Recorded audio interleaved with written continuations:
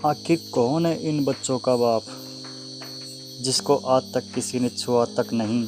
वैसी 18 साल की और 120 किलो की अनिका को पता चलता है कि वो मां बनने वाली है। 6 साल बाद जब अनिका अपनी बच्ची के साथ बड़े शानदार तरीके से मनाली लौटती है, तब जो लोग उसे अपनी ज़िंदगी से बेदखल करना चाहते थे, वही लोग अनिका को वापस अपनी ज़िंदगी में पाने के लिए कुछ भी करने को तैयार हो जाते हैं। क्या वो वापस अपने दूसरे खोए हुए जुड़वा बच्चों को ढूंढने के साथ साथ ये पता लगा पाएगी आखिर उसके बच्चों का बाप कौन है। चैप्टर 1। अनिका, तुम सुन रही हो ना मेरी बात? तुम माँ बनने वाली हो अनिका। डॉक्टर के ये शब्द सुनते ही 18 साल की अनिका की कमज़ोर आंखें एकदम चौड़ी सी हो गई। वो समझ नहीं पा रही थी कि वो आखिर प्रेग्नेंट कैसे हो सकती है। अभी तो उसकी शादी को 24 घंटे भी पूरे नहीं हुए थे और न ही तो किसी लड़के के साथ आज तक उसे छुआ था। ऐसे में अनिका प्रेग्नेंट कैसे हो सकती है? जितनी शौकड़ अनिका थी, उतने ही शौक उसके पापा भी थे, जो वही डॉक्टर के कैबिन में खड़े थे, मानो आने वाले तूफान को भांप रहे थे।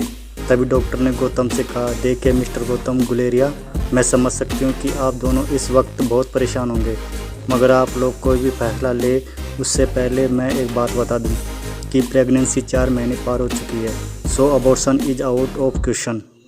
अनिका को लग रहा था कि हो ना हो डॉक्टर से ज़रूर कोई गलती होगी, इसलिए नर्स के सहारे खड़े होते हुए कमज़ोर अनिका ने थोड़ी ताकत जुटाकर डॉक्टर को डांट दिया, ये आप क्या कह रही हैं, यह नामुमकिन है। लेकिन डॉक्टर के कुछ बोले उससे पहले ही गौतम गुस्से से तिलमिलाकर अनिका के पास आए और उसे ज़ोर से थप्पड़ मार दिया।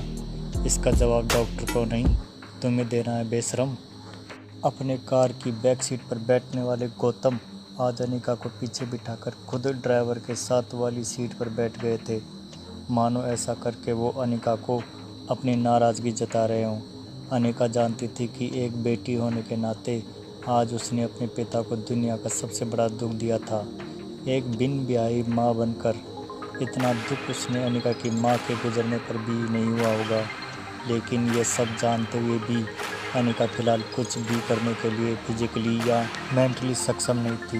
उसका शरीर कार की ब्रेक सीट पर कमजोरी के साथ साथ शर्म से मानो जम गया था। मनाली भारत का बेहद खूबसूरत शहर है। यहाँ देश विदेश से आए टूरिस्ट के कारण शहर में रौनक लगी रहती है, मगर अनिका को ऐसा लग रहा था कि मानो आज मनाली का हर इंसान उसे सवालिया नज़रों से बस एक ही सवाल पूछ रहा हो कि आखिर कौन है इस बच्चे का बाप। लेकिन इसका जवाब तो अनिका के पास भी नहीं था। वो बस नम आंखों से एक ही बात सोचे जा रही थी कि जब आज तक उसे किसी लड़के ने छुआ तक नहीं, तो वो प्रेग्नेंट कैसे हो सकती थी। अनिका इसी उधेड़ बुंद में थी, तभी उसकी कार उसके घर के बहुत ही बड़े लेकिन पुराने और जंग लगे गेट में एंटर होती है। गुलेरिया हाउस ब्रिटिश के ज़माने का मकान था। कहा जाता था कि यहाँ इंग्लैंड के अधिकारी वेकेशन मनाने आते थे। पुराने मगर शानदार एंटिक्स, बड़ा गार्डन और बीच में फंवारा, लेकिन अच्छे से मेंटेनेंस न होने की वजह से पिछले कुछ सालों से थोड़ा बंजर सा लगने लगा था। गौतम ने घर में एंटर होते ही अनिका के रिपोर्ट्स को गुस्से से सोफा पर फेंका और अपने सर पे हाथ रखकर एक गुर्राते हुए शेर की तरह हॉल में इधर उधर टहलने लगे। अनिका कमज़ोर शरीर और भारी कदमों से गौतम के पीछे पीछे घर में दाखिल हुई। आज अनिका को उस शरीर रोज़ के मुकाबले कुछ ज़्यादा ही भारी लग रहा था। वैसे अनिका का वज़न उसकी उम्र की लड़कियों से कम 3 गुना ज़्यादा था। गोल मोटा सा चेहरा, मोटा पेट और ठुड्डी इतनी वजनदार कि अनिका की पूरी गर्दन छिप जाती। 120 किलो की अनिका की तुलना अक्सर लोग अनाज की भरी हुई बोरी से करते, लेकिन अनिका का शरीर जितना मोटा था, उसकी शक्ल उतनी ही मासूम और क्यूट थी। चेहरे के दोनों तरफ एक एक रसगुल्ला लगाया हो वैसे नरम मुलायम सफ़ेद गाल, ठंड की वजह से हमेशा लाल रहती। उसकी नाक और पूरे जहाँ की मासूमियत को समेटकर बनाई गई हो वैसी उसकी 2 आँखें। लेकिन आज तक किसी को उसका मासूम चेहरा नहीं दिखा तो बस उसका शरीर बेडौल और निराकार।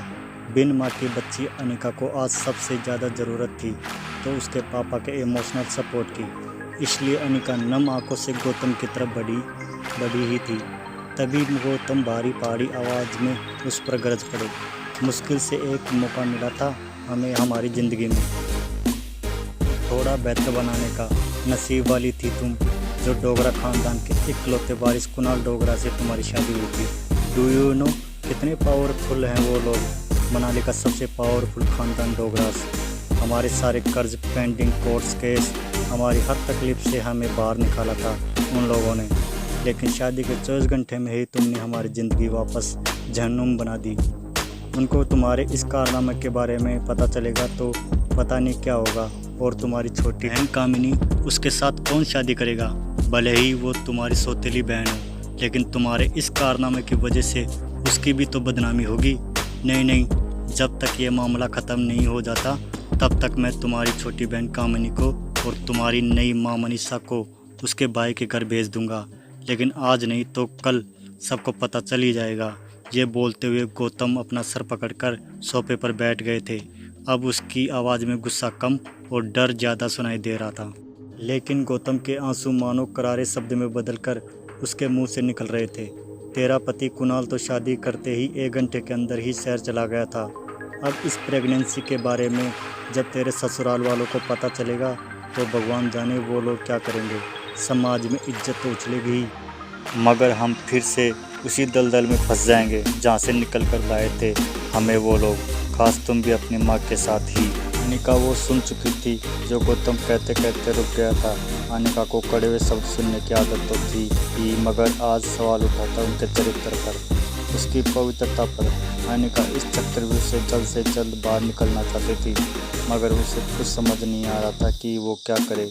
वो सोच रही थी कि जो कुछ भी हो रहा है अगर वो झूठ था तो फिर उसके पेट में सांस लेने को उत्सुक ये सच क्या था। अगले दिन गौतम ने घर में लगे सारे सीसीटीवी कैमरे की पिछले 5 महीने की फुटेज मंगवाई और बारीकी से देखने के बाद वो ये जानकर हैरान हो गया था कि पिछले 5 महीने से छोटी मोटी बीमारी के चलते ही अनिका घर के बाहर कहीं नहीं गई थी। ये देखकर गौतम का गुस्सा अब आश्चर्य में बदल गया। उसको इतना तो समझ में आ गया था कि कहीं कुछ गड़बड़ तो नहीं थी, लेकिन उससे कई ज़्यादा उसे ये चिंता थी कि अब डोगरा ख़ानदान क्या करेगा। जल्द ही अनिका की देखभाल के लिए एक नर्स रखी गई। लगातार देखभाल और दवाइयों से अनिका की तबीयत में सुधार आ रहा था, लेकिन साथ ही उसे ये बात रोमांचित कर रही थी कि उसके अंदर एक नन्हा सा जीव सांस ले रहा था। अनिका की उम्र भले ही कच्ची हो, मगर उसके अंदर की एक माँ जल्द ही जन्म लेने को उत्सुक थी। उसकी ज़िंदगी में आखिरकार वो आने वाला था जो सिर्फ और सिर्फ उसका होगा। और 4 महीने बीत चुके थे। अनिका अपनी प्रेगनेंसी में लगभग सब कुछ भूल चुकी थी। ना वो किसी से मिलती, न कोई उससे मिलता। सिर्फ वो अपने अंदर पनप रही उस नन्ही सी जान से बात करती रहती। ऐसे में एक दिन अनिका पाइप से अपने घर के बाहर गार्डन में पानी छिड़क रही थी। तभी अचानक उसने अपने पैरों के नीचे कुछ हलचल महसूस की। वो कुछ समझ नहीं पाई। उससे पहले उसके घर के मेन गेट से एक स्पोर्ट्स बाइक अंदर आई। मशीन गन जैसे गोलियां निकलती हैं, वैसी बाइक की आवाज़ सुनकर ऐसा लगा मानो बॉर्डर पर जंग शुरू हो गई हो। बाइक की आवाज़ सुनकर अनिका ने पानी का पाइप छोड़ दोनों हाथों से अपना पेट पकड़ लिया, जैसे अपने डरे हुए बच्चे को आंचल में छुपा रही हो। बाइक आकर बंगले की सीढ़ियों के पास रुकी।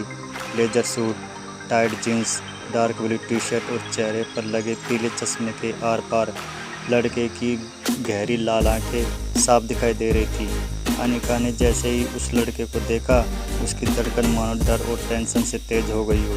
ये लड़का कोई और नहीं बल्कि अनिका का पति कुणाल डोगरा था। 21 साल का कुणाल अपनी नज़र अनिका पर गड़ाए हुए बड़े ही स्टाइल के साथ बाइक से उतरा और अनिका की तरफ धीरे धीरे आगे बढ़ने लगा।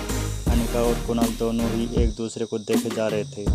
कुणाल की शादी अनिका से भले ही उसकी मर्जी के खिलाफ करवाई गई थी, लेकिन अपनी बीवी की कोख में किसी और का बच्चा देखना कोई भी मर्द शायद बर्दाश्त न कर पाए। कुणाल शादी के बाद मंडप से सीधा दिल्ली अपनी कॉलेज की पढ़ाई पूरी करने चला गया था और वहीं पहुंचकर शादी के दूसरे दिन उसे अनिका की प्रेगनेंसी की खबर मिली थी। अनिका उस दिन से लगभग रोज़ सोचती थी कि जिस दिन उसका सामना कुणाल से होगा, उस दिन पता नहीं वो कैसे रिएक्ट करेगा। आज जब कुणाल उसके सामने आ रहा था, तब पता नहीं क्यों निर्दोष होने के बावजूद डर और शर्म के मारे कनिका को एक अजीब सी बेचैनी महसूस होने लगी थी।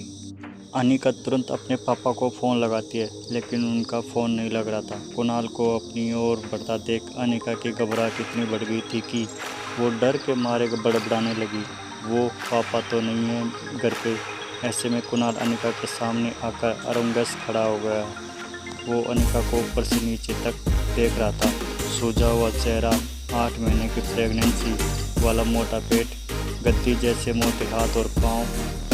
प्रेगनेंसी की वजह से अनिका पहले से भी ज़्यादा मोटी नजर आ रही थी। अनिका को देखकर कुणाल ने अपने होठों को दबाया और एक गहरी सांस लेकर जोर से ज़मीन पर थूक दिया।